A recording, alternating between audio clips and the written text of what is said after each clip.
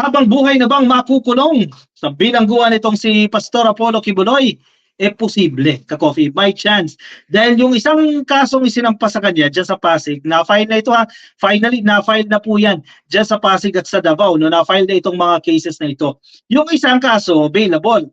Pero yung kasong isinampas dyan sa Pasig, non-bailable. Ibig sabihin, hindi siya makakapagpiyansa.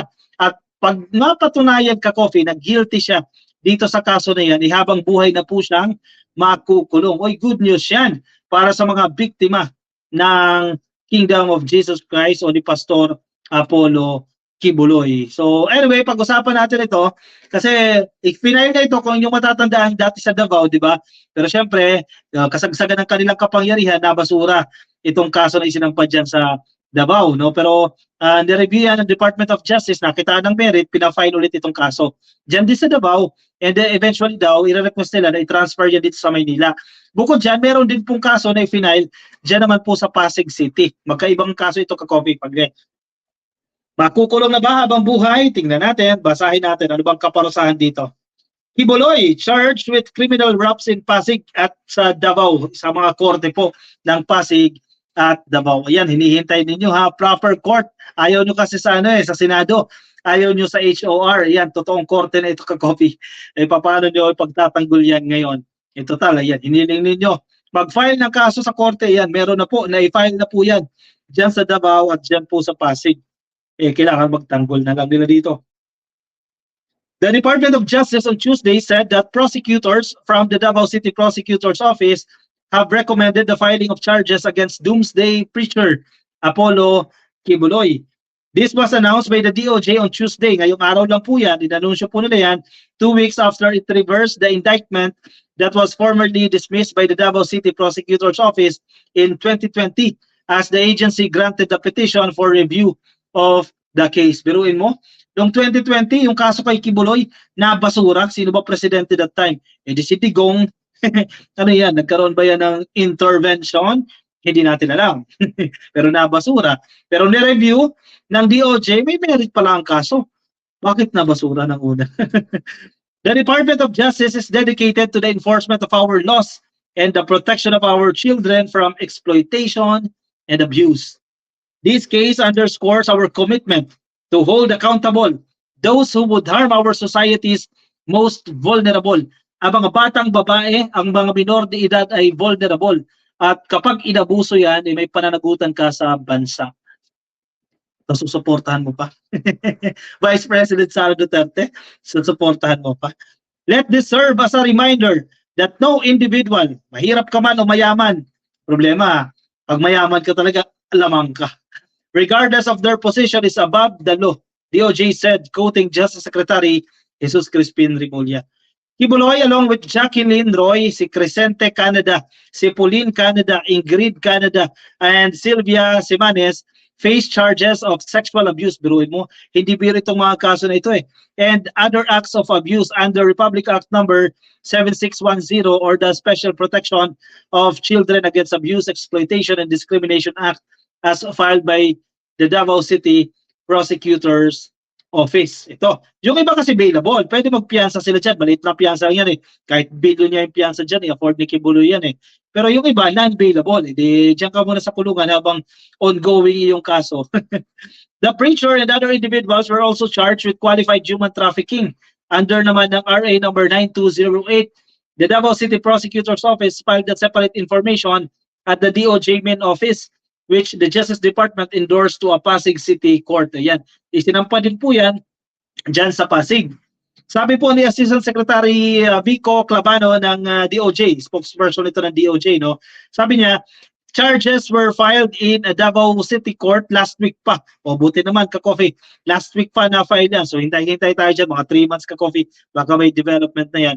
With additional charges filed in Pasig City Court on Monday. O yan, dalawa yan ha. Meron sa Davao, meron dyan sa Pasig. Pero ang sabi ng DOJ ng una, i-request nila na yung kaso na i-final dyan sa Davao, ilipat po yan dito sa Metro Manila. The charges filed in Davao come with a bail of 180,000 para po sa sexual abuse and 80,000 naman po for maltreatment. Mababa lang, di ba? 180 plus 80,000, so a matter of 260,000 lang. Bariya lang sa kanila yan ka-coffee, kahit again, billion nga, kahit milyones yan, kaya nila yan, afford nila yan. Bailable kasi yung kaso na yan. Okay lang yan kasi may sinusunod naman tayong polisiya dyan. May batas tayo no, na sinusunod dyan. The charges brought before the Pasig Court are deemed non-bailable according to Clavano. O yan ha, hindi mapapiyansahan.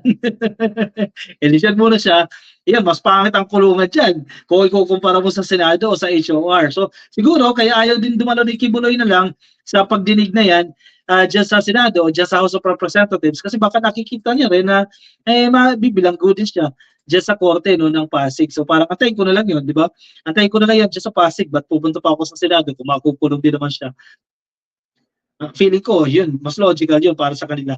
If Kibuloy is found guilty of qualified human trafficking, an unbailable offense, Kibuloy may face life imprisonment. Ayun na, habang buhay na pagkakakulong. Ilang taon na siya ngayon? 74. Pag sinabi mo kasi life imprisonment most likely, ano lang yan, 25 years lang yan. 74 plus 25. O magkano yan, ka-coffee? 99.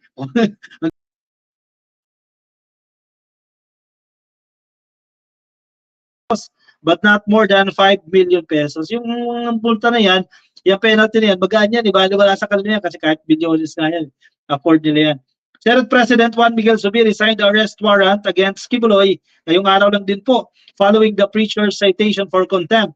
This happened due to his failure to appear in the Senate Committee on Women, Children, Family Relations, and the Gender Equality's probe into alleged abuses by its organization, the Kingdom of Jesus Christ. So ang tanong ngayon, sino ang magka-come to the rescue para kay Kibuloy? Sino mga kaalyado na dyan? Robin Padilla, of course, si Digong, sino pa, Bato de la Rosa, yan yung mga kakampi niya dyan sa Senado. So baka sumuporta itong mga to, paano yan? Bunggoy nyo yung mga korte? Diba? Ano gagawin nyo dyan para mabasura itong kaso na to? Tingnan natin. Antabay tayo dito ka-coffee, pero mas mahihirapan sila ngayon dahil all eyes ang taong bayan eh. Nakamonitor ang taong bayan, tinitingnan sila sa bawat kilos nila kung ano ang gagawin nila sa desisyon nila sa kasong isinampa na ito. So medyo challenging yan para sa kanilang kampo. Pero napagbigyan naman sila, di ba? Yung hiling nila na mag-file ng totoong kaso sa totoong korte, ayan, na-file na. Kasi sa Senado, questionable pa. O yan, sa korte na yan ka-coffee. Sabi ni Jerence CB, wala pa nga sa korte eh. BO ka ba? Oy, baka di ka lang nagbabasa ng balita. Mukhang outdated ka lang sa balita eh. Sabi nga ng DOJ eh, na-file na, na-strict pa. Okay, ayaw mo lang paniwalaan na na-file na. Okay lang yan, ikaw naman yan eh, di ba? Jerence TV, di ka naman pipilitin eh, na maniwala ka eh, di ba? Pero ito, binasa lang natin yung balita, na-file na. O sige, bahala kayo dyan kung ayaw yung paniwalaan. Evie Soriano, happy Tuesday, ka-coffee. Magandang gabi po sa inyo. Edwin Aribe, happy viewing po sa inyo.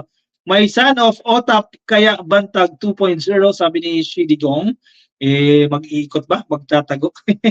Lori Mamawag, late na siya. Ano ibig sabihin ng late na siya? No? Iba ang DOJ at SC. Jerence TV. Sino ba nagsabing pareho yan, ka-coffee? Ang DOJ ang nag-announce na final na sa korte. I-block mo na yan, ka-coffee, sabi ni Lerma Kalubing. Kaya natin siya dito, nag-i-enjoy siya. Nag-i-enjoy siya dito, pero pag nagmura siya, block na siya automatically. Anyway, sige. Comment ang inyong opinion, reaction dyan sa ating comment section. Basahin natin yan, ka-coffee, kahit negative yan o positive, binabasa natin yan. Sige, lagay nyo lang dyan sa ating comment section. Sana man laban si Pastor, sabi ni Yunaul Magpayo. Ang problema, hindi madadala dyan sa, hindi madadala dyan sa Senado kapag nanlaban yan. Lori Mamawag, wag, enjoy lang siya para may malaman. Correct, maganda rin yan, para enlightenment ni Jerence. Nakikinig sa atin ngayon. Si Jerence Aguila, yun ba yun? Nakulong din. And kaya ako lang dito yung ka-coffee para makapag-enjoy yan, mga bayaran daw. O pati nagko-comment, bayaran din. Si Jerence, so ibig sabihin pati mga nagko-comment, bayaran din. Lahat na lang, naku po. Jerence, pero okay lang yan, dito ka lang para ma-enlighten ka, no? Jerence, like ko muna, at saka follow ka. Para pag live tayo, ma-update ka. Uy, live na si ka-coffee. Yan, makinig tayo doon para matututo din kahit pa paano. No? Baka naman magbago yung isip mo dyan sa mga nangyayari dito. Sige, like and follow ka na rin, Jerence TV. And then sa mga kapapasok lang ka-coffee, comment muna dyan, ka-coffee, comment or like nyo na po itong video na to. Kung nasa Facebook kayo, like and follow. At kung nasa YouTube po kayo, click lang po na subscribe at kuha na ng kape Move on tayo ka-coffee sa ating susunod po na topic.